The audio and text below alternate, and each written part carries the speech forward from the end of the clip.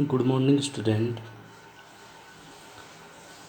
आज हम BEd second year, subject हमारा रहेगा जेंडर, स्कूल एंड सोसाइटी। जैसा कि आपको पता है कि हमारी 4th यूनिट चल रही है। इसमें 4th यूनिट है हमारी लिंग एवं शिक्षा पर आधारित सिद्धांत। जो सिद्धांत थे हमारे, उन सिद्धांतों के बारे में हमने पढ़ा भी था। सामाजिकरण का सिद्धांत पढ़ा था हमने, और लास्ट वीडियो में हमने लैंगिक विभिन्नता का सिद्धांत पढ़ा था। आज हम बात करेंगे संरचनात्मक सिद्धांत की। संरचनात्मक सिद्धांत क्या होता है, किन्होंने ये दिया था, शिक्षा में इस सिद्धांत का क्या महत्व है, क्या उपयोगिता है, और किस प्रकार ये छात्रों के ऊपर कार्य करता है। यदि संरचनात्मक शब्द की बात की जाए तो संरचनात्मक शब्द का अर्थ है किसी चीज़ की संरचना करना, किसी चीज़ का निर्माण करना है, किसी चीज़ को बनाना। तो शिक्षा के क्षेत्र में भी संरचनात्मक शब्द का बहुत महत्व है, और संरचनात्मक शब्द का अर्थ है स्वयं के लिए ज्ञान की संरचना करना। तो संरचनात्मक सिद्धांत के प्रवर्तक कौन है? Jerome S Bruner. इन्होंने ये 1960 में दिया था। संरचनात्मक सिद्धांत 1960 में आया था, जेरोम एस ब्रूनर ने दिया था। और संरचनात्मक सिद्धांत को हम अन्य नाम से भी जानते हैं। इसका दूसरा नाम है अन्वेषण सिद्धांत। ये दो नाम से जाना जाता है, संरचनात्मक सिद्धांत और अन्वेषण सिद्धांत। कई बार ये, जैसे आपका यूपी टेट हो जाता है, सी टेट हो जाता है, कंपटीशन में भी पूछ लिया जाता है कि संरचनात्मक सिद्धांत का दूसरा नाम क्या है, तो उसका दूसरा नाम अन्वेषण सिद्धांत है। कंपटीशन में कई बार ये क्वेश्चन आ जाता है एकेडमिक के साथ साथ, तो हमें ये भी ध्यान रखना है इसका दूसरा नाम क्या है। तो देख लेते हैं संरचनात्मक सिद्धांत है क्या।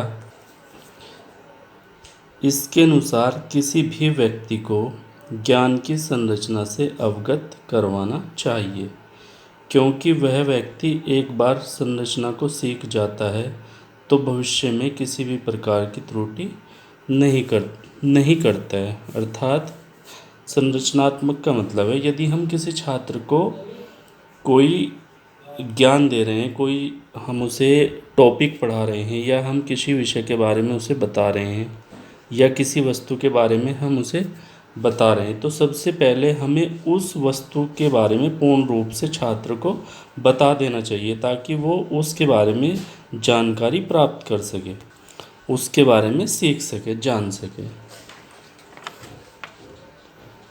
जैसे उदाहरण के तौर पर हम देख लेते हैं, यदि बालक को कंप्यूटर का ज्ञान करवाना चाहते हैं तो बालक को कंप्यूटर के समस्त उपकरणों के निर्माण की प्रक्रिया बताते हुए अधिगम करवाना चाहिए। अधिगम माने सीखना, लर्निंग। तो कहने का मतलब ये है, यदि हम छात्र को कंप्यूटर के बारे में बता रहे हैं तो हमें जितने भी कंप्यूटर के पार्ट्स होते हैं, या जितने भी उसके उपकरण होते हैं, उन सभी के बारे में हमें छात्र को जानकारी दे देनी चाहिए। अगर हम छात्र को पहले ही जानकारी दे देंगे तो उसके द्वारा प्राप्त किया जा रहेगा ज्ञान अस्थायी होता है। संरचनात्मक शब्द का तात्पर्य अधिगम कर्ता के द्वारा स्वयं के लिए ज्ञान की संरचना है। संरचनात्मक शब्द का तात्पर्य है स्वयं के लिए ज्ञान की संरचना।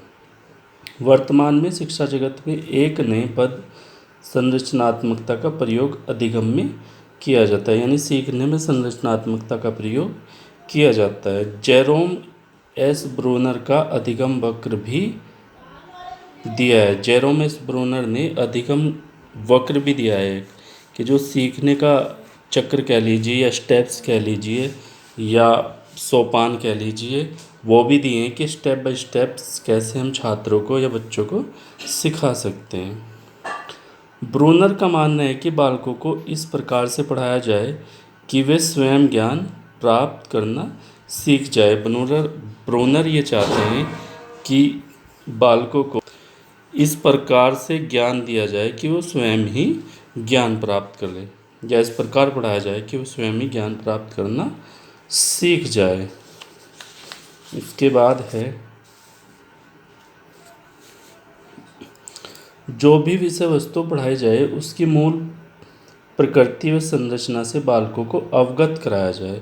जो भी विषय वस्तु छात्रों को पढ़ाई जा रही है उसकी मूल प्रकृति व संरचना के बारे में छात्रों को बताया जाए, उसका ज्ञान छात्रों को दिया जाए। क्योंकि ऐसे करने से क्या होगा, यदि हम छात्र को पहले उसके बारे में बता देंगे तो उससे क्या होगा, छात्र के लिए सीखना सरल हो जाता है।